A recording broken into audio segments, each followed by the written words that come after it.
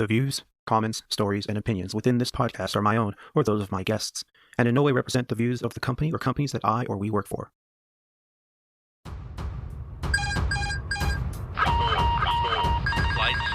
Flight slow. 500. Minimums. Cabin altitude. Terrain. Pull up. Higher. Wind shear. Caution. Engine green fire. Too low. 170, Too low. 60, 50, 40, 30, 20, 10. Retard. And we just looked at each other and laughed and went, is this guy freaking serious? Are you shitting me right now? Did he just call us the little guys?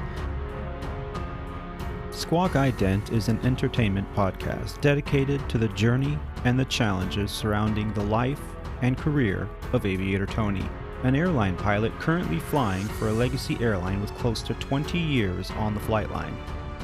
This is episode 4 of Squawk Ident, recorded on October 15th, 2019, from the 28th floor of the Prince Waikiki Hotel of Honolulu on the island of Oahu, Hawaii. On this episode of Squawk Ident, from there we're going to dive into long-ass captain PAs. You've been on airplanes before where the captain just keeps going on and on and on, and we're going to talk a little bit about that. From the flight line, we're going to outline what it's like to fly from Los Angeles International to Honolulu, Hawaii, and we'll dive into some of the procedures that are required to do a trans-Pacific crossing. And we'll talk about non-normal procedures. Where do you go when you're over the water and have nowhere to divert to and something goes wrong? And you know something's wrong when all the hair on the back of your neck suddenly stands up. And from the Struggle is Real segment, we'll talk about how to deal with your family being home, going through the motions of their everyday life, while you are on a tropical island. It's not all Mai Tais and sand on the beach. So sit back, relax, and enjoy the show as we dive into these topics and many more.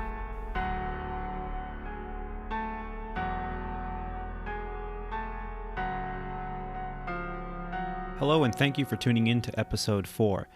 I'd like to take a moment to thank all of the listeners to Squawk Ident, and thank all of those who have reached out for the support and the generous donations. We couldn't put this podcast on without your support. So I encourage you to download, share, check out the website at www.aviatortony, that's Alpha Victor, the number 8, Romeo Tango, Oscar November, Yankee.com. From that website, you can download episodes, you can go to the online Aviator store, purchase merchandise that all supports this podcast. You can also make a donation, either one-time donation on the homepage or through Spotify. You can do monthly donations. All of it goes towards producing this podcast. Thanks again for tuning in, and let's get on with the show. So this week, I had a really wonderful trip. It started out with a 2-2-1. Now, from previous shows, you may remember that means we're 2 legs on the first day, 2 legs on the second day, and there's going to be 1 leg on the third day, actually going into a 4th. So let me explain.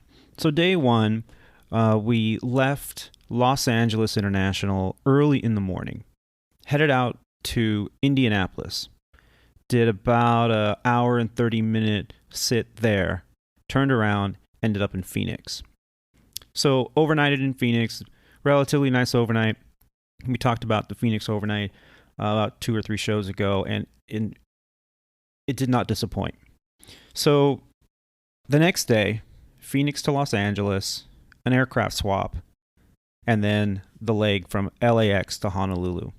And on this show, I thought I'd talk a little bit about what is involved with a trans-Pacific crossing. You have to be internationally qualified in order to do it, because there are procedures and radio communications that are not what you would normally do on a domestic flight. More on the trans-Pacific crossing later on in the show. But for now, let's start out the show with long-ass captain PAs.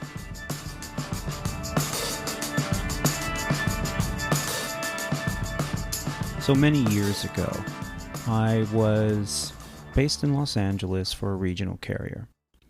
And I was paired up with a captain I've never flown with before. And I pretty much knew most everybody at that base at the time. It was a relatively small base, and I had been there quite a bit. And so I'm flying with this captain, and he shows up like 15 minutes prior to departure. And he says to me, I was waiting for you in the crew room, and yeah, you weren't there. I like to talk to my FOs on, before we go flying. And I said, well, I'm sorry, Captain. I come out to the airplane usually 45, 30 minutes prior or whatever, whenever the plane gets here, and I do the walk around and I usually meet up the captain in the cockpit. And he goes, well, fine. He goes, well, I'm running a little bit behind, so pardon me, I'm going to use the restroom. I'm fine. Okay. So he goes, uses the Lav, comes back. Now it's, less than 10 minutes to departure. And it takes him about 10 minutes to, set up his cockpit, do his flows, his procedures, get the paperwork taken care of prior to the flight. And usually it takes a little longer than that, at least at a regional carrier that I was working for. So, he starts asking me questions. Oh, so where are you from? Where do you live? What'd you do before this? The typical questions that you get. And I, said, okay, yeah, this is what I did before. I worked here and, got in aviation this way. Just real, cliff notes, real short explanation. And he goes, oh, okay, great. And he goes, okay. So, the gate agent comes on and says, hey, you ready to shut the door? It's, this is how many people you have and we're good to go. And he's like, oh, yeah, sure. So he has them shut the door. And normally at that point, we start running checklists and we start getting ready to go and push off the gate. And he says, I got to make a PA. I haven't made a passenger PA. He goes, so I'll be right back. He goes, but first, let's talk to these rampers. So he talks to the ramper. He says, secure, let's, drop the brake. Okay, fine. So he has this communication with the ramper to drop the brake, which means the clock starts. And so that's a topic for another time, but how pilots get paid at an airline is completely dependent upon the flight time. So how do we control that? Usually, in different airplanes, different airlines have different procedures. At the time, the regional airline that I was flying for, when the aircraft door was closed and the brake was released when connected to the tug and positive communication was established with the tug driver, when the brake came down or was released, that's when the clock started, the flight time clock. And in essence, that's when the pilots start getting paid, the flight attendants and whatnot. So he did that. And then he said, okay, I'm going to make a PA now. And he went on for, I kid you not, 20 minutes. He gave a dissertation. Ladies and gentlemen, welcome aboard. My name is Captain, we'll call him Captain Tim. My name's Captain Tim, and we're going to be flying today in this aircraft. It's an Embraer 145. It's powered by 2 Allison engines, and he was giving thrust capacity and, where the airplane was built. He started talking about Los Angeles Airport and what the terminal was, where we were, and how we were going to be pushed off the gate and what taxiways we were going to. And, I mean, it was like I was on the Disney Jungle Tour. Meanwhile, the rampers are looking up in the cockpit like, what's going on up there? And I give him a shrug my shoulders, and I'm like, he's making a PA. I don't know what to tell you.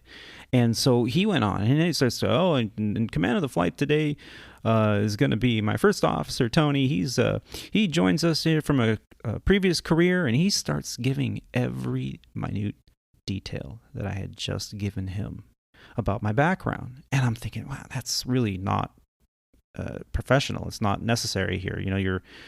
I didn't ask you to do that. You didn't even ask me if that's okay, So I'm already, he's already on a bad foot with me. So, this went on, and he was talking about, we're going to be taxiing past the Tom Bradley International Airport, and no. And I'm thinking, man, those passengers must think this guy's a a real clown or something, you know? So we finally push off the gate and we taxi out. It's a quick flight. At that time, I think it was LA to Santa Barbara, and it's literally a 20-minute flight. So we get up, and as soon as we're through 10,000 feet, you know, you get the ding, and we're out of sterile, and he's, oh, I'm going to be in the back. So he's making a PA. He's given the whole geography of the area. He's talking about the San Andreas Fault. You know, he's just giving them another dissertation on the landscape of Southern California.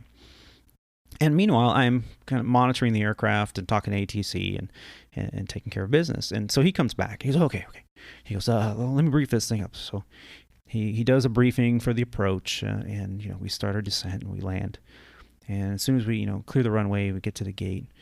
And, of course, we're late, okay, because it's a 20-minute flight. And he burned 20 minutes on the ground in Los Angeles. So we ended up landing, I think, 35 minutes behind schedule. And you know, the gate agent's like, oh, we thought you like had a mechanical and had to go back to the gate because, you know, we saw you were off, but you know, you didn't take off for like 45 minutes after you were off the gate. And so, you know, I was doing the walk around, and the station manager was down there asking me, you know, what's going on? What happened? And I kind of gave him a little bit. Yeah, he was talking to the passengers, you know, and she goes, oh, I heard of this guy. So this captain was famous at the time about these long PAs, you know. And so there are guys out there that do this, okay? And it's not just captains, you know. You get flight attendants alike that they like to give the history of wherever we're going to the passengers. And, you know, I always thought that, you know, in this day and age, with technology being what it is, everyone has a handheld device. They've got their Bluetooth speakers in or their headphones in, and, you know, they want their noise canceling, and they just want to watch their movie or listen to their iPod or their podcast, you know. So I dated myself there for a bit, iPod. So they're listening to their podcast, and they're listening to their tunes, or they're watching their show that they're binge watching, or they downloaded or whatever, or they're surfing the net, whatever they're doing. And really, I personally think that the last thing they want to hear is, you know, these long, you know, speeches about, hey, if you look off the left-hand side of the airplane, you can see the Grand Canyon. I mean, really? I mean, no, who has a window shade up anymore? They're always down because they're on their electronic devices. They're plugged into the matrix. They're watching their show. They're whatever they're doing. Okay. And now that's not to say that there's still the beauty of looking out the window. That's perfectly fine. Don't get me wrong. I'm not saying that passengers shouldn't be looking out the window. What I am saying is that the majority of the passengers in the U.S. today are plugging themselves in. They don't want to talk to anybody. They've got their noise-canceling headphones on. They just want to tune out. You know, they're in close proximity to strangers. They don't want to have a conversation. It's a little unfortunate because I'm a talker, as obviously my listeners know. But that's the way it is. And so to have a captain or flight attendant make a PA that is just unnecessary, personally, my opinion, and I'm sure I'm going to get a lot of feedback on this, but personally I think it's overdone. You know, it's a different time. You know, make your PAs, give them the information they need. If you're delayed, for Christ's sake, tell them. You know, every 5, 10, 15 minutes, tell them what's going on. You know, sometimes it is completely out of our hands, and that is actually a great topic for another show. You know, what's going on in delay? What's the information? How much control do we actually have versus, you know, what's actually happening? So, but long PAs, do you like them? Do you not like them? Let me know. Send me some feedback. I can tell you right now, at the end of that flight, even though we were delayed going into Santa Barbara, at least 4 passengers came up, shook the captain's hand, who, by the way, would stand right there at the exit door to shake hands and say thank you for flying with us to every single passenger, which I thought was kind of cool, okay? But I can tell you, at least 4 passengers, oh, Captain, that was the best flight I ever had. It was like a history lesson, and, you know, I love it. I wish all my flights were that way. You know, that doesn't mean that the other 45 passengers or 46 passengers thought that it was annoying, but 4 people gave him what he wanted to hear, which is recognition that he did a great job with his PA. So let me know what you think. Send me feedback either on the website or on Spotify. You can send feedback on a lot of platforms that you might be listening to this podcast right now. So I'd love to hear from you. Or send me an email directly at aviatortony@gmail.com.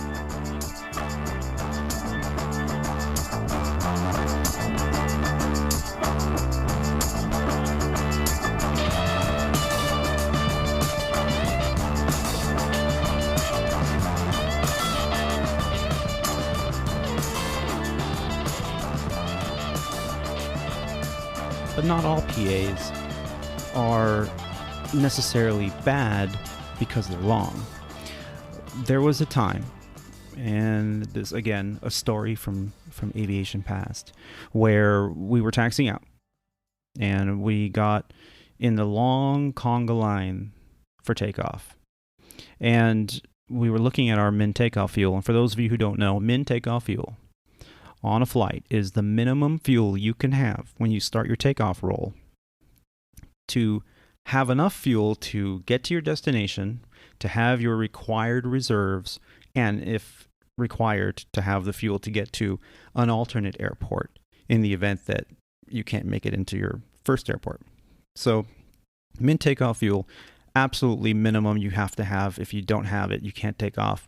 FAA violation potentially if you take off with less than min takeoff fuel, less than planned min takeoff fuel. So, here the situation was, it was supposed to be like a 10-minute taxi, turned out to be like a 40-minute taxi. So no big deal most of the time. You would just send a message to your dispatcher, they look at the numbers, and they go, okay, well, let's update some winds, or let's take a look at how much extra you have. A lot of times there's extra fuel in there that's not calculated in there. And we can move that around, and that way you can take off. We'll just recalculate your min takeoff fuel and see if it works. And if it works, they can move that number because there's always a little bit of buffer. Okay, so, but the initial number is the initial number.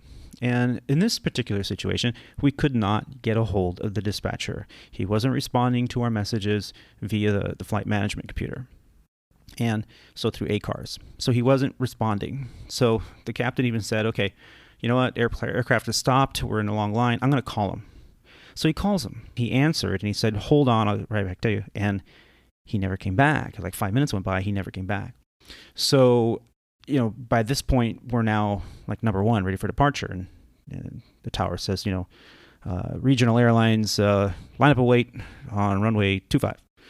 And the captain's like, well, unable, we need to go back to the gate because we've gone below min takeoff fuel and we need to go get more fuel.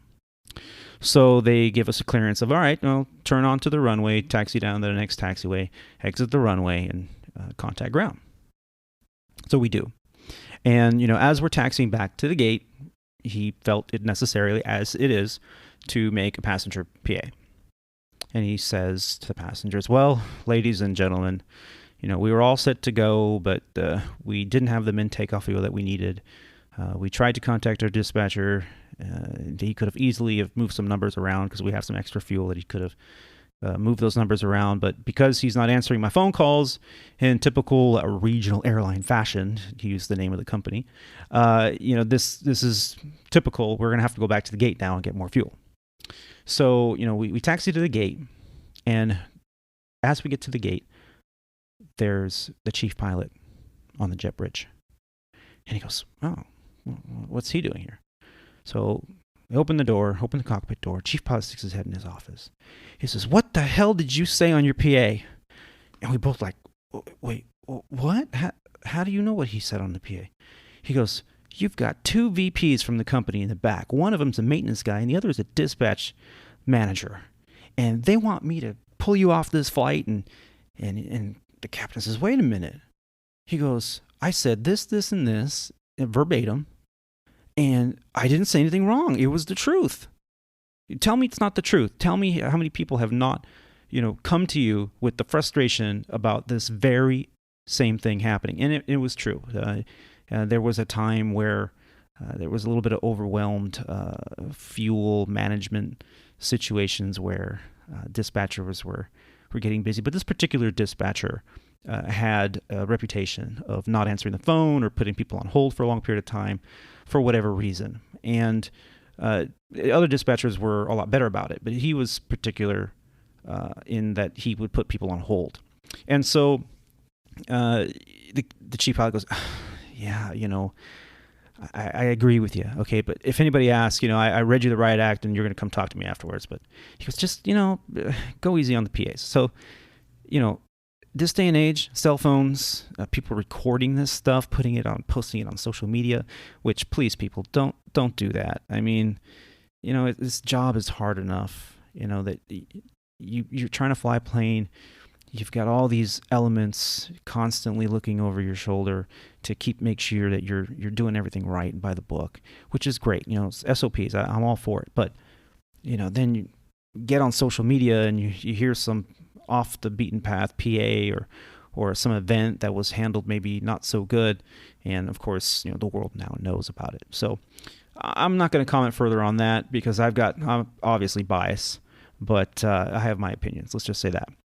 And so this PA was made, and within 10 minutes, the chief pilot was on the jet bridge to talk to the captain. So you got to really be careful what you say on your PAs. For all of those of you listening out there that are captains or getting ready to upgrade to captain, learn from those before you, those that you flew with, and just be careful. Keep it positive, keep it professional, and keep your PAs just to the minimum. Don't go and sit there and talk for an hour about this and that like I'm going on with this this topic. So let's move on. Let's talk now about our next segment. This is From the Flight Line.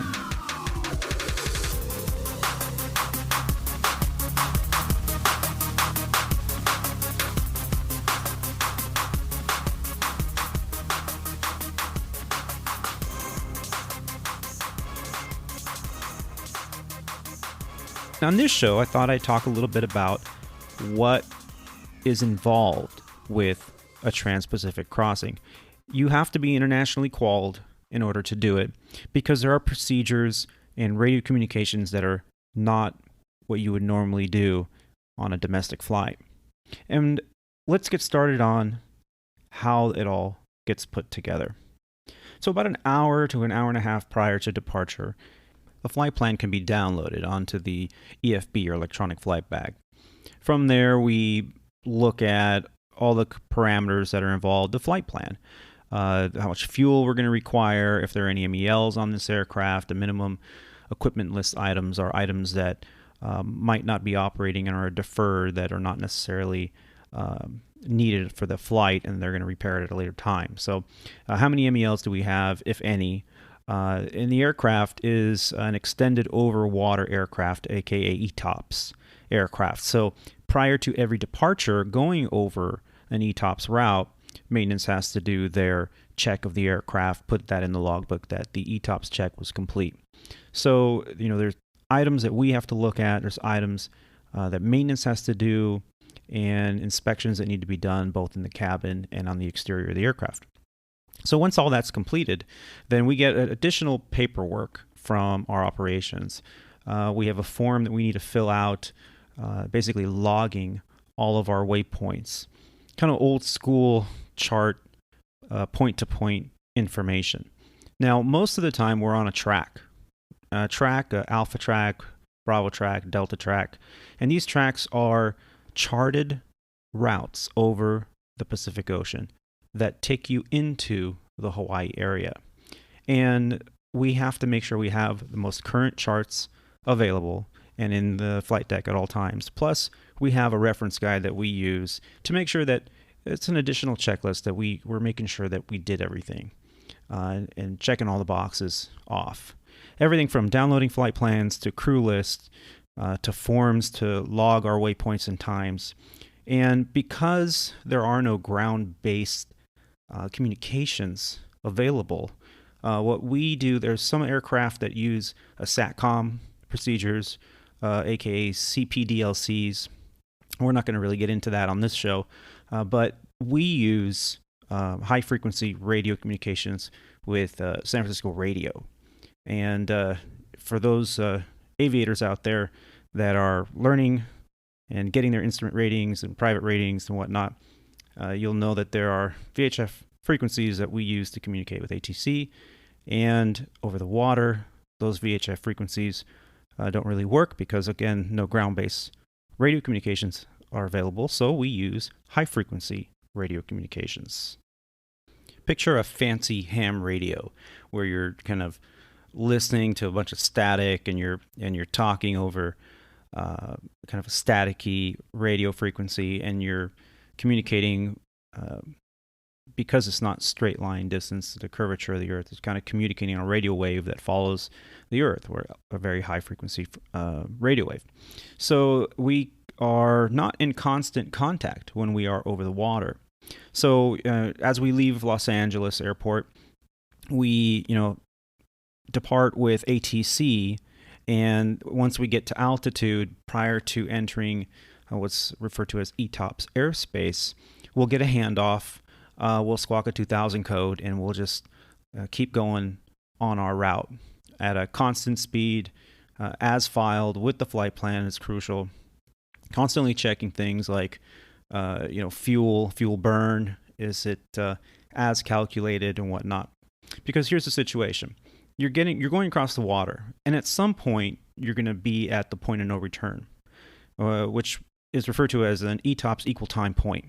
At that point, it's a go no go. So if you have a malfunction prior to reaching this equal time point, you're going to turn around and you're going to go to the closest airport that's authorized for an ETOPS flight. In our situation, 9 out of 10, it's going to be either San Francisco or Los Angeles, mostly San Francisco. Once you pass that point of no return, now you really don't have enough fuel to make it back. So you're forced to go forward. And your alternate airport there is going to be the closest Hawaiian airport that you can land at. Hilo is usually our ETP alternate airport for our destination, or Honolulu, which is the biggest, best facility because it has the most runway facilities and emergency vehicles. So, but that's the situation with the equal time point. So all these calculations have to be reviewed in our flight plan. And there are a variety of other checks that are required prior to pushing off the gate, and make sure that the systems on the aircraft are functioning normally and we are ready to go. We also need to contact the San Francisco radio facility, which is the facility that we will be communicating with while we are over the water. And we need to verify frequencies that are in use and the identification of our cell call ID. Each aircraft has a cell call ID. So we give them this information, and usually it's via a phone call on the ground in Los Angeles via a frequency. So these are some of the procedures that are involved in a trans-Pacific crossing prior to pushing off the gate. So we did all these things. And as we were taxiing out to take the runway, we started looking at weights and performance, as we have to do on every flight. The crossing yesterday was actually very uneventful. We did have quite the busy cockpit because the Honolulu flight was full and we had a couple of jump seaters. So as I mentioned in an earlier episode, a jump seater is a pilot who is an airline pilot in the system that is trying to get a ride. And if all the seats are booked, then they have the option, as long as they pass through the whole security system that we use, which I won't get into. But once they pass all that, then they're authorized to ride in the extra seats in the cockpit, the jump seats. That's why sometimes when you're walking onto the aircraft, you look up front and there's not 2 pilots, but 3 or 4 pilots. And you're like, well, wait a minute, how many pilots do we need? I can't tell you how many times we hear that cliche. So, but no big deal. We get in there and we get up to altitude. And once we're cruising along, there's always time to tell stories and whatnot and keep the conversation going to keep us alert and entertained while we're crossing over for 5 hours. So it actually makes the time go by pretty fast, especially if you have a relatively decent crew up there. It actually is quite a nice experience to go across with people in the jump seat.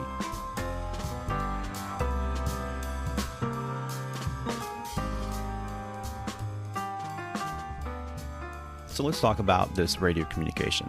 Okay, so you're about 30 minutes into the flight. You reached your cruising altitude, whatever that may be. In our case, last night it was at 32,000 feet. The weather was good. We had all the weather information downloaded prior to departure, and everything was good. We were anticipating a smooth ride all the way across with no weather, and which makes these kind of crossings very easy or very uneventful, which is good. Uneventful is good. So we get up there and we get the handoff to enter ETOPS airspace. And then we're required to communicate with the radio frequency that San Francisco Radio gave us. And when we call them, it is very clear, slow communication. And you say exactly what is on the form. No ad lib, no extra communications there. Because these communications are going, again, on a high frequency across a long distance. And like I said earlier, the ham radio effect, where there's a lot of kind of background noise and static. So it's kind of hard to hear. So you got to talk very deliberately. And we tell them who we are, where we are, what time we crossed that fix, that required reporting point. Okay, what flight level we are, if we're at a particular flight level, or if previously we requested a block altitude. Sometimes during the Pacific crossing, a lot of aircraft request a block altitude, 32 to 34,000 feet, somewhere therein. And so that way, if it gets a little bumpy at, say, 32, you have the option in the block to climb up 500 feet, 1,000 feet, whatever you want to do. We didn't do that last night. We didn't feel the need for it, and sure enough, it was relatively smooth the whole way. Then you give them the next waypoint and the time you anticipate crossing that waypoint. So if you are going to be within a 3-minute window when you're going to cross that next waypoint, no big deal. You just call them up, tell them once you get to that waypoint. But if you're going to be outside of that 3-minute window, you have to call them and you have to tell them, hey, our winds are stronger or whatever reason. So we have to update our time crossing that fix. So you have to be within this very tight window as you're navigating across the ocean. And then you give them the fix after that. So there's 3 fixes involved. You tell them how much fuel you have, the winds aloft, and the temperature, and any other detail. So you're doing these reporting points about once an hour. And we have all kinds of procedures and techniques that we pilots use to ensure that we're crossing those fixes at those times. And we have reminders for ourselves to make sure we don't forget. Because if you forget to call, that's a big deal. Okay, so because you're not on a radar contact at all. So you cross over and you're making these required position reports and ETAs to the next position. And finally, when you get usually within about an hour of your destination, whatever island that may be, then they're going to tell you, okay, when you get about 2 minutes prior to your next fix, contact the Hawaii Air Traffic Controller on this frequency. And, at that point, you'll be under their radar contact. And so the procedure is very specific, and there's a little bit more involved, obviously, on this type of flying than there is on domestic flying. Because you're not under radar contact, you have to do reports in your position and navigation positions with ETAs, and you can't miss those, because if you miss one or make a big error, it's a big deal. They call that gross navigation error, and it's comparable to hearing the dreaded advise when ready to copy phone number from ATC. You never want to hear that. If you do, I'll tell you right now, just make the call, be professional. It's not a big deal. It's not the end of the world. And it happens. So don't let those kind of things stress you out too much when they happen. But the whole point is to constantly be a little bit ahead of the airplane so that you don't get in a situation where ATC gives you a phone number or they tell you you have a gross navigation error. So for the past 2 years, I've been doing these Hawaii crossings. Luckily, I have not had any kind of major events, at least not with the aircraft, my crew, or anything to do with a major malfunction of the aircraft. However, I can tell you that I have had some events that have caused a potential diversion, and we'll talk about that in the next segment. There we were.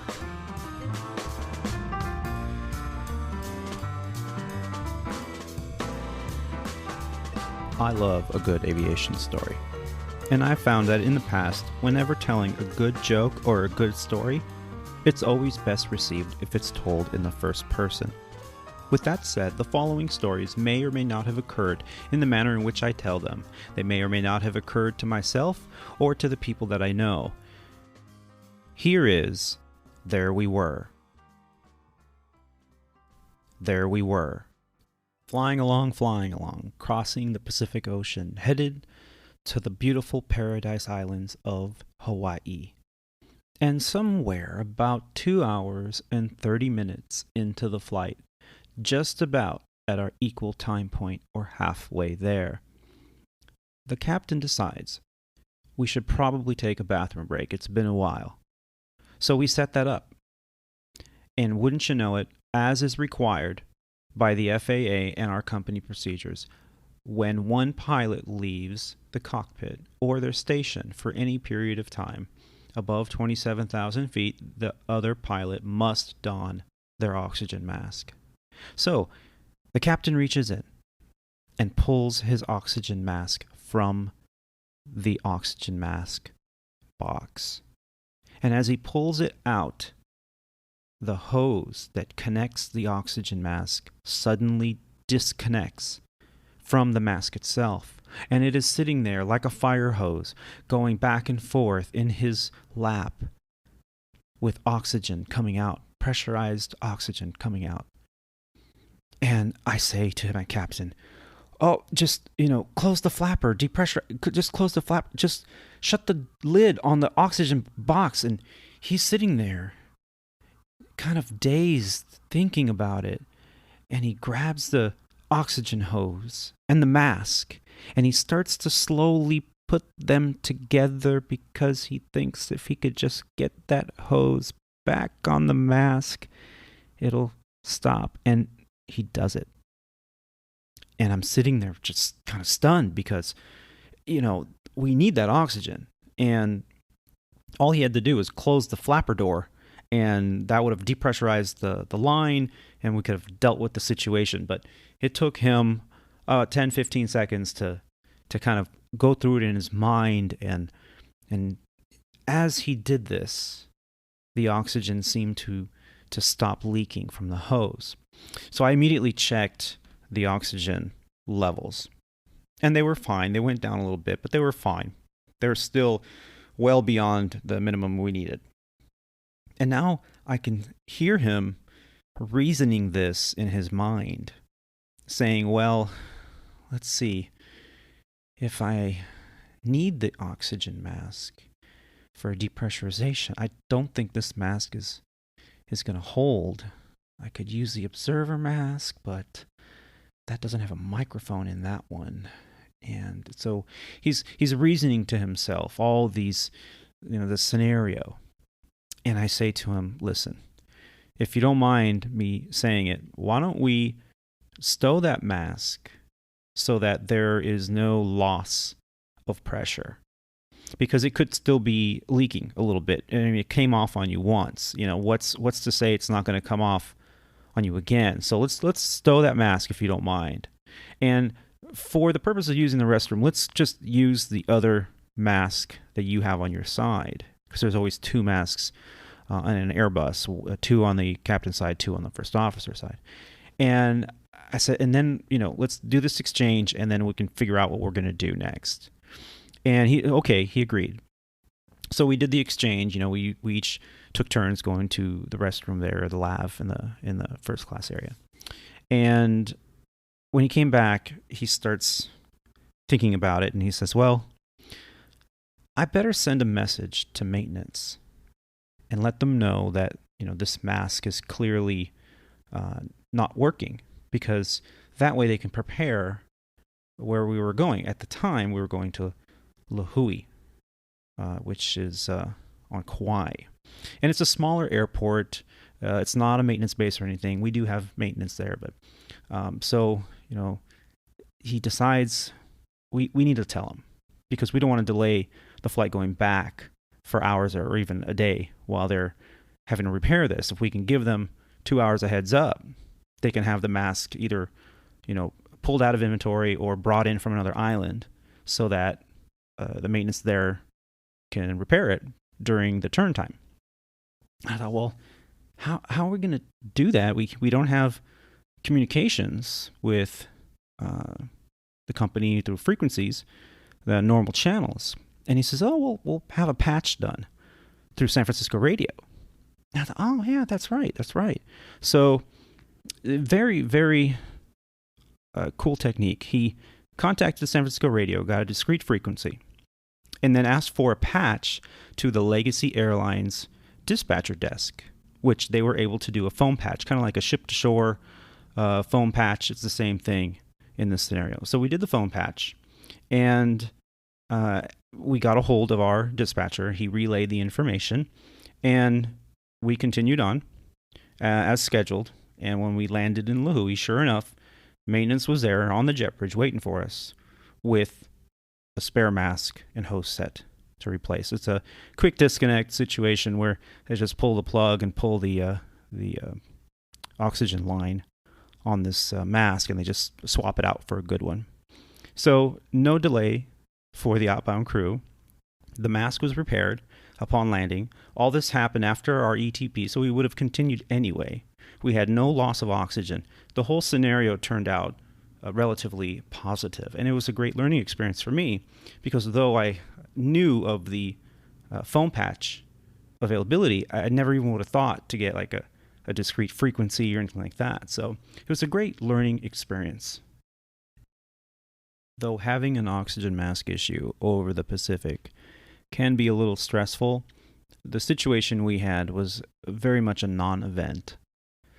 But other things can happen too. I can remember a time, not too long ago, where we were about 2 hours into the flight at night, a red-eye from one of the Hawaiian islands back to Los Angeles.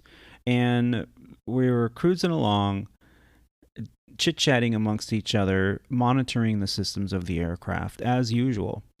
And suddenly we had a notification from the cabin. Our first-class purser, which is the flight attendant in the first class, the lead, calls us up and says, Captain, we got a problem back here. We have a passenger who's a big guy, and he seems to be very much intoxicated. We've cut him off. We only ended up serving him 2 drinks throughout the flight so far over the past 2 hours. But clearly he must have been intoxicated when he came on, because we didn't notice that, and he's now a little bit belligerent. And my captain says, well, okay, what should we do? What do you want to do here? Because clearly I cannot assess the situation. I have to go with what you're telling me. He goes, well, I just want to let you know that it's an ongoing situation, and we're going to try to calm him down and talk to him, and we may have to issue him like a written warning that if he doesn't, cease his actions or his behavior, then we're gonna take action. And the captain says, well, what's he doing that is causing him to be considered belligerent? And he says, well, he goes, we cut him off, and he's saying, I paid extra money for this ticket so I can sit up here and drink, and this is BS, and he just wasn't having it. And so he started asking the people around him to buy him alcohol, which is a no-no. If you're cut off, you're cut off. And so the flight attendant, told him, hey, no, going around like looking to see what's going on. He's not getting out of his seat or anything, but he's completely stopped, trying to get alcohol. And like, oh, geez, okay, this is great. So the purser says, you know what, Captain, I'll call you back. I'm going to go help him out and see what we can do. So fine, he hangs up, and not a minute or two goes by, and the purser calls up again and says, Captain, this is a couple. They're traveling together. He purchased a upgraded seat because he wanted to drink. He wanted the party to continue, obviously. And so, he got upset because they cut him off, and, he didn't know, but his girlfriend's back there, and they cut her off. Turns out that her father is on the flight. And the captain goes, oh, well, she must be relatively young. She's like, yeah, probably in her 20s. And says, can you, have the father come to the phone? So father comes on to the phone through the intercom system. And he says, Captain, I'm really, really sorry. But my daughter has a drinking problem. I just can't control her. She's an adult. Do what you have to do. She needs to learn her lesson, and I really apologize for this. So the captain goes, well, okay, I understand. I appreciate that. So, conference call over. The captain decides, you know what, I'm going to make a PA. Okay. So, oh, great. That's wonderful. So he makes a PA, and he says something to the effect of, ladies and gentlemen, this is your captain speaking. I understand there are some passengers creating quite a disturbance in the cabin this evening, and I do apologize to all of the other passengers for the inconvenience. And because of this disturbance, we will be turning the seatbelt sign on. The seatbelt sign will remain on for the duration of the flight. I do apologize. Please limit getting up out of your seat to only if you absolutely have to. Furthermore, if there are any further disturbances within this flight, and rather than continuing on to Los Angeles, we will be forced to divert this aircraft to San Francisco, where the authorities will meet the aircraft, and all parties involved will be dealt with the proper authorities. I do apologize to all my passengers back there. We hope that you have a good remainder of the flight. So I just was kind of shocked, and I thought, wow, that was very direct. That was kind of stern, but very professionally done. And the flight attendants called back through the intercom and said, Captain, that was wonderful. Everyone put on their seatbelt, and they're all sitting upright because, clearly this created enough of a disturbance that really everybody on the airplane was witness to this. I mean, at one point, this lady in the back was laying down on the floor in the galley, preventing the flight attendants from doing their duties. And, she was just behaving badly and swearing and using cuss words and all these things. And it's like, wow, okay, well, if you have any more issue at all, just give me a call and we'll just handle it. We'll just divert. And, the flight continued, and it didn't hear a word. So we continued on to Los Angeles. And when we landed, the authorities were there because we had told them what had happened, so that they were prepared. And the captain, again, made a PA, which some of you people have been flying for a while may have heard this before, unfortunately, which is, ladies and gentlemen, we're reaching the gate, and the seatbelt sign will remain on. Please remain in your seats with your seatbelts fastened until the authorities come on board. They handle the situation. Once they give us the all clear, I'll turn off the seatbelt sign, and that's your indication that it is safe to get up. So no sooner did the jet bridge get attached to the aircraft, and we hear a knock on the cockpit door, and it was the Los Angeles Airport Police. So we opened the door, and they said, "All clear, Captain." The captain said, "Really? That quickly?" And he said, "Well, I've never seen anything like it, sir." He goes, both parties that were involved were walking down the aisle with their hands over their head by the time we got on the aircraft. They've been detained, and you're all clear." And the police officer said, I've never seen anything like it. Clearly, this is not their first rodeo. So, here we are. at 37,000 feet, crossing over the Pacific Ocean at our halfway point, and these events occurred. And, this is not a major event. It's just a disturbance. It happens. But, man, where do you go? You can't just put the airplane down at an airport and let the authorities, handle whatever disturbance or situation there is. You got to make a decision. What are we going to do? Are we going to divert, go to our, one destination, or are we going to continue on to this? Either way, you're on the airplane for a while. So, the situation was handled, I think, very professionally. And, I learned a little bit also on how to handle that kind of thing from the captain I was flying with. So all in all, it ended up being a positive experience. Reports were written and filed, and nothing else came of it. So all in all, turned out to be okay.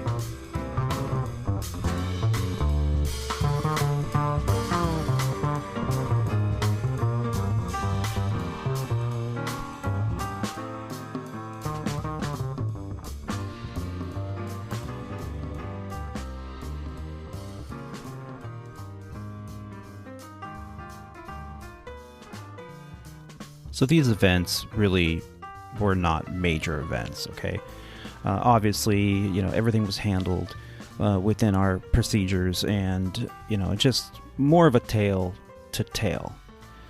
And with that said, there are events that happen, and they happen to us aviators with some frequency, that they just make all the hair on the back of your neck stand up. They give you the chicken skin, the goosebumps, and you, for a split moment, the adrenaline starts to pump and you really start to concentrate on your training. You start to remember all that was involved up to this point with either your aircraft, your procedures, and everything you've learned, and you're now super focused. And that's why flying can actually be very tiring for pilots, and that's why it's extremely important for rest to be had. Quiet, cool rest on the overnights, because we're always at that heightened sense of awareness and alertness, because you're driving along and something happens. As you got on the new opener, I was able to find some of the aircraft sounds and alerts from different aircraft, different fleet types. And those are all things that can happen at any given time. And your first reaction is always going to be, holy crap, what the hell is this? And so you're on this particular sense of alertness when you're flying an airplane. Those who let their guard down a little bit, and we all go through those times where we're just kind of relaxed and not thinking about much, because we can fly the plane, no big deal. But all of a sudden, these kind of things happen, and we get some kind of alert or a master caution, master warning, and we have to think about it for a second. And then all that training has to come back to where we act deliberately, specifically, and exactly as our training has taught us to act. So, what are these situations?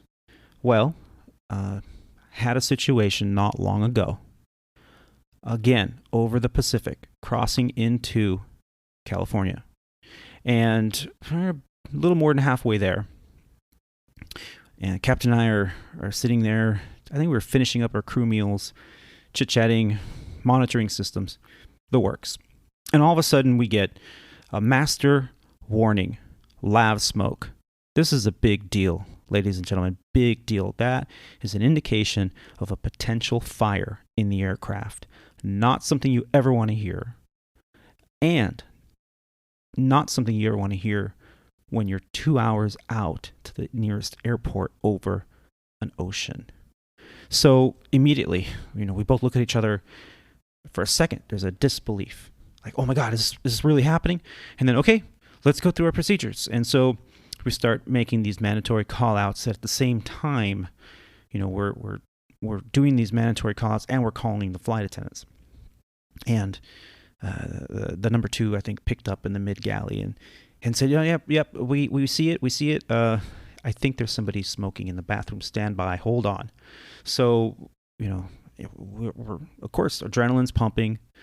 We're like, oh man, if this is a real fire, this is going to be a big deal. And sure enough, she calls back immediately and says, no, it's false alarm. There's a guy vaping in the bathroom. And the captain's like, what? And, it's like, doesn't he know? He can't, that is a major crime right there. You can't do that. All these alarms went off up here and it scared the hell out of us, and flight attendant goes, I'm going to talk to him. I'll call you right back.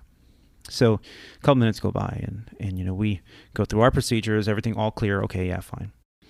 So, now we're wide awake, way alert, just eyes big, like talking about, oh shit, if that was a real fire, yeah, we'd have to have done this and this and this. And that's usually what aviators will do while they're in the cockpit. They'll talk about if it was a real event, or if this progressed further from this point, what would we have done? It's always kind of a learning situation, because the next time it happens, you don't want that lag time of, holy crap, what's happening? You want to narrow that gap. So, we were talking a little bit about this. And the flight attendant calls back and says, oh, yeah, okay, I talked to the guy. He apologized. He was very apathetic, and he said he didn't know that using an electronic cigarette or vaping was considered smoking. He didn't know. He knows that you can't smoke a cigarette because there's fire on there, right? But he didn't know that vaping is illegal, not right. And the captain's like, well, did he not listen to the boarding announcement and all the safety videos? And it says in there, no smoking, no vaping, and no e-cigarettes. He goes, well, yeah, I told him that. And, he thought, well, e-cigarettes are different than vaping. And, he apologized. And the captain's like, well, okay, so this guy ended up, since his attitude was so good, and the flight attendants relayed that, like he was very sorry. He just wasn't thinking, he didn't know. And so nothing happened in that situation. And, we talked about it a little bit. And we're like, yeah, okay, if the guy had a bad attitude, I would have been insistent that, yeah, we need to let the authorities know, document this and all that stuff. So, but it was a non-event, really. But can you imagine? You're sitting there, you got a meal in front of you, you're just finishing your crew meal, and all of a sudden you're chit-chatting, all of a sudden you hear ding, ding, ding, ding, ding, and you get Lav Smoke, and oh crap, So yeah, all the hair on the back of your neck stands up in those situations. But it's not always like that, There are other events that can happen, not just in the airplane, but just around the airport. But we'll save the next story for another time.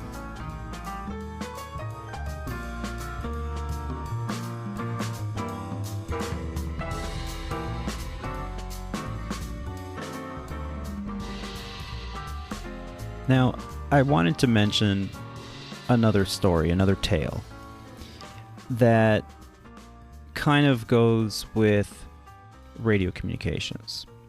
And there are a lot of aviators out there that are just absolutely professional, and it's just a pleasure to hear them on the radio and just like, yep, that's how it's done. Good job. And there are others that kind of just make you cringe. Pet peeves, let's just call them. And it reminds me of a story flying into Chicago late at night. And for whatever reason, there was some thunderstorm activity in the area. And after we landed, the gate was occupied. For those of you who have flown in and out of the Chicago O'Hare Airport, know this oh too well.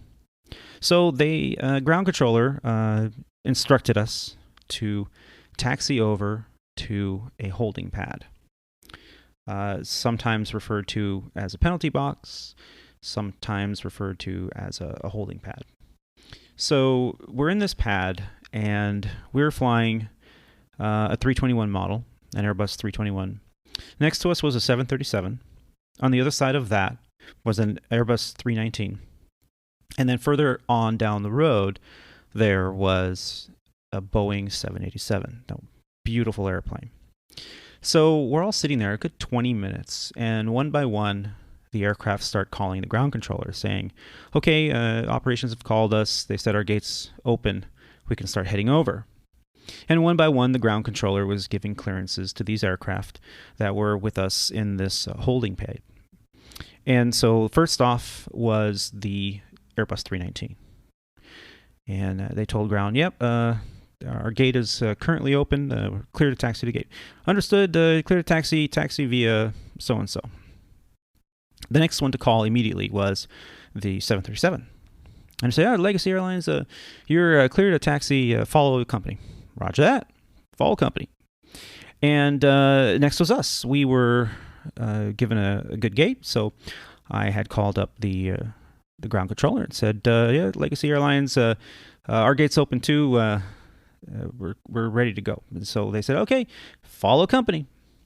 Cleared to the gate. And next up was this Boeing 787. And the first officer calls up, which on the ground is always the first officer talking on the radio. And he calls up and he says, O'Hare ground, this is a Legacy so-and-so. And our gate's also open. And they go, all right, follow company. And he says, roger that, we'll follow the little guys.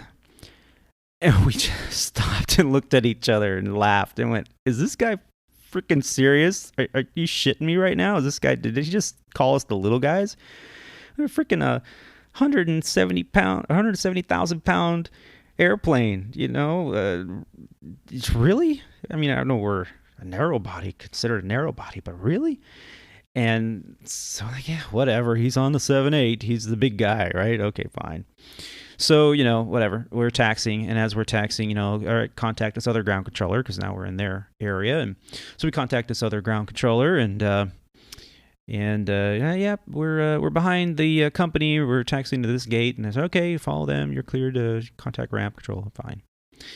And the 7.8 checks in behind us and says, Chicago ground, this is Legacy, so-and-so, we're behind the little guys. And again, we just started laughing. At this point, it's to the point of annoyance. I'm like, what?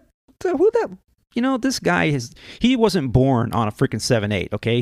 He learned how to fly probably like a Cub or something, and moved on up to airplanes like a Fokker, and then maybe a 707, and he's an FO. Maybe he's maybe not even been around that long. Maybe he's started on an MD-80 and he worked his way up. So just to hear that arrogance, over the radio, if you're one of those guys, hey man, I'm sorry, but we know you fly a really nice big airplane. A heavy, okay? You don't need to constantly remind that we're the little guys. We're not the little guys. We're a big airplane, So, yeah, radio etiquette. Let's segue into that. Let's talk about the Junior Aviator.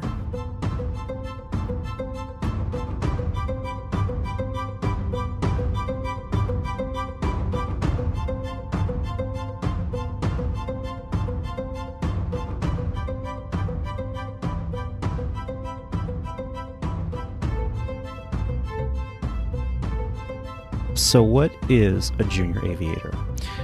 Years ago, over a decade ago, here I am flying a jet for Regional Airlines based in LA. And I was new to the base. They had just opened up this jet base. Before then, it was all Saab flying. And so they expanded the regional terminal. They moved it in LA somewhere around 2000, I think it was 11.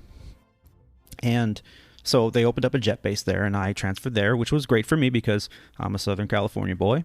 And so I'm flying with this guy, and I've never flown with him before because it's my first month at the base, and I'm flying with him all month long. And he's a real cool guy, lives in Southern California as well, and we got along pretty good. He had a little bit of a sarcastic streak, so I knew it was going to be fine. And about 4 or 5 days together, and he started saying Junior Aviator, and I looked at him like, okay, because I'm young, maybe, I don't know, and next time I checked in with ATC, I talked on the radio, he goes, Junior Aviator, and I said, what are you talking about, man? What are you saying? He goes, oh man, don't take offense to this, but you got a pretty good radio voice, talking on the radio. You don't stutter and you don't say and ah. But at the end of every radio transition, you're saying things like checking in or see ya or with you. And I'm like, yeah, what's wrong with that? He goes, well, you want to be as professional as possible, right? Because at the end of the day, you want to move up, you want to move forward, you want to set an example, right? Because eventually you're going to be a captain, you're going to move to a main line, you're going to move to a legacy carrier, and you want to talk on the radio professionally. You don't want people to kind of scoff at you. They're not going to tell you. They're not going to tell you, junior aviator. They're not going to use those things. He goes, listen, don't get offended. He goes, when I was your age and a young FO flying a shorts or ATR, whatever he said he was flying, he goes, I was doing the same thing. See ya, with ya, all that stuff. And I flew with a captain who looked at me and said, junior aviator. And I, of course, queried him, and he explained everything to me. And at first I was a little offended, and I thought, well, what do you know? But the minute he said that, it triggered something in my mind. And from that point on, every time I made a radio transmission, I would catch myself. And every time I said one of these extra things that are not part of the Aeronautical Information Manual, the AIM, this is where we have all the information on, airport diagrams and speech and phraseology. Okay? So he said, that stuff's not in the AIM. You show me where it says that you can say, you say good morning and you say have a good day or see you is just not very professional, A good day is fine. But you don't need to tell them you're checking in. You're checking in. You're talking. So you don't have to say, oh, I'm checking in. Well, of course you are. It's redundant, okay? And he goes, you do what you want. I'm trying not to be too critical of you, but, you're a good guy, and I'm just trying to help you out. So, of course, I took a moment, and I was a little hurt. I was like, you're being a little picky, I think. And but of course, I start catching myself immediately, and I'd get pissed. I'd say, Albuquerque Center. This is regional 123, and we're chicken. Flight level 270. And so by the end of the next trip, another 2 or 3 days of flying with him, and I didn't say that anymore. I wasn't using all this extra language. And he says, see, it only took you about 3 days. He goes, and now when you're making a new radio call with a new controller, you're not using all that extra language. And you get in a place like Chicago or New York or even Southern California, they don't have time for all that extra stuff. Maybe when you're over the middle of the country and there's not much going on, maybe you can have a little bit of an extra chit chat. He goes, but it's just so much more professional. And trust me, you're going to thank me. And someday you in turn are going to be a captain, and you're going to fly with some FO who's younger and who's using all this extra language. And you'll probably mention it to them, and you'll say junior aviator, and you'll smile and you'll tell them the story. And maybe the next guy, he goes, you don't have to do that, just teach their own. I'm just trying to help you out. And at the end of the month together, I thanked him. I said, I didn't realize I was doing that, and I've been doing that for years. Just all this extra chit chat, and flying in and out of New York and Chicago. You're right. There doesn't need to be all that chit chat. So lesson learned. Give me your comments. I'm sure I'm going to have people commenting on my the social media platform for Squawk Ident podcast, which, by the way, Facebook, Instagram, currently the two platforms that I prefer to use. Not on any of the others right now, but just look up Squawk Ident podcast and join. And you can join in on the conversation. Give me your comments, your feedback. I'd love to read some feedback on the air here. And that pretty much wraps up the segment. Next up, final segment.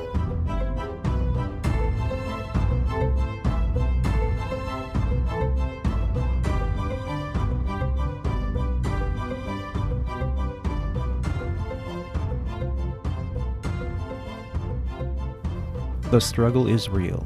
So for years, I would, call home every night and talk about how wonderful my day was, and let me tell you about my day, and captain I flew with, or this first officer that I flew with, and this is the joke they told me, and this is we went out to this restaurant and we had this meal, and it was pretty good, and I would just dive into all the positive aspects of the job.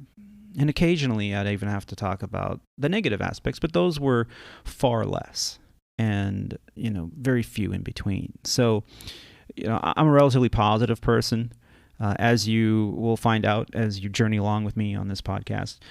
Relatively positive person. I do my best to keep it that way, to have a positive outlook on life and on the job, and not just this job, but every job I have to deal with. And this was an issue at the beginning. I had to learn my lesson the hard way. So I would, call home and tell my wife and that, this is what I'm doing, and we're going to go to South Beach, and we're going to go. I went for a run, and it was awesome, and my crew was funny, and my captain told me this and this joke, and oh, you got to hear this joke, and she would just oh yeah, and then at the end of the conversation, she'd kind of be upset, and I could see that her tone was not positive, and I couldn't figure it out. I was like, well, what's going on here? Why? And she, I gotta go. I'm doing laundry, and I gotta feed her daughter. I gotta go. And it took me a while to pull my head out of my ass, ladies and gentlemen.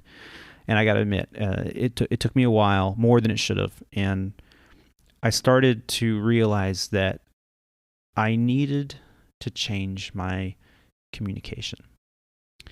And for all those of you out there that are thinking about becoming an aviator in an airline industry, or are just starting out, or even those of you that have been doing it a long time and you can give me advice, I'd love to hear it. But yeah, I didn't call and immediately go into, I'd say, oh, how's your day? That's always been the same. How's your day? How's it going? And then when there was like, okay, she'd tell me about her day, and then I go, oh yeah, she'd say, how's your overnight? Oh yeah, well, let me tell you. And that's when I would go off on my rant. And at the end of the conversation, she's like, oh, she would leave a lot of things out. I would leave nothing out. And so I learned that, oh, well, okay, it's fine. It's really tired. It was 7 hours of flying today, and it's like a 13-hour duty day. And I'm going to grab some food, whatever I can find, which is the truth. Whatever I can find that's open, it's probably going to be bar food or something. And it's, I hate eating all these, I don't do fast food unless I'm craving fast food. I don't do fast food. So at least I have that going for me. But yeah, I no longer was boasting about how exciting it was and this and that. And I was a little bit more realistic to what was going on. And that helped. It did help. Also, what helped is I didn't have to tell her everything. Especially on the phone that night, I didn't have to tell her everything. A lot of times, I would save the stories until I got home, until I gave it however long that period is. Every aviator goes through a period of time. They come home, and the last thing they want to do is jump into some chores. They want to just take the suit off, take the bag, empty out all the dirty clothes, and just have a beer and relax. And that's very rarely possible. There needs to be an agreement between you and your spouse. Okay, when I come home, this is the amount of time I need. Okay, either an hour, 2 hours, 6 hours, a day, whatever. Depending on your schedule, obviously, it could take you a day to recover. So, these are the things that really are a struggle for most aviators. The relationship you have at home. There's so many jokes and cliches out there about, what we call in the industry is AIDS, airline-induced divorce syndrome. Okay, and it's absolutely an issue. As a matter of fact, I need to pull up some studies on this. A police officer, I think, is number 1. An airline pilot is number 2 in the country, or at least it was at the time I read this years back, for divorce rate. And how many times do you hear the cliche, oh, the captain has, how do you know the captain's been flying for years? Well, how many wives do they have? Ex-wives, 3 ex-wives, 4 ex-wives. And how broke are they? because of that, every time. So it's a cliche. It's a joke, really. But in all seriousness, relationships in flying are difficult.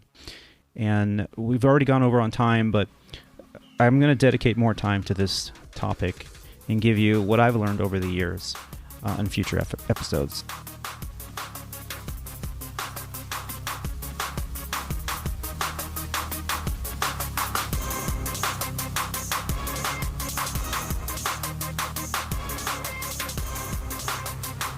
That I will be talking more about in future episodes.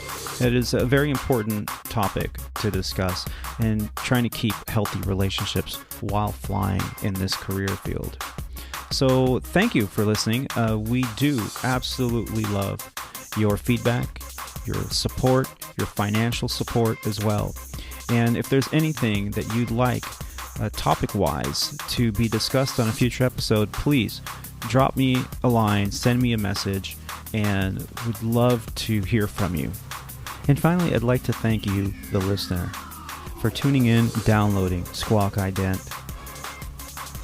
From high above the 28th floor at the Prince Waikiki Hotel in Honolulu, Hawaii, this is Aviator Tony signing off. Take care and take care of each other.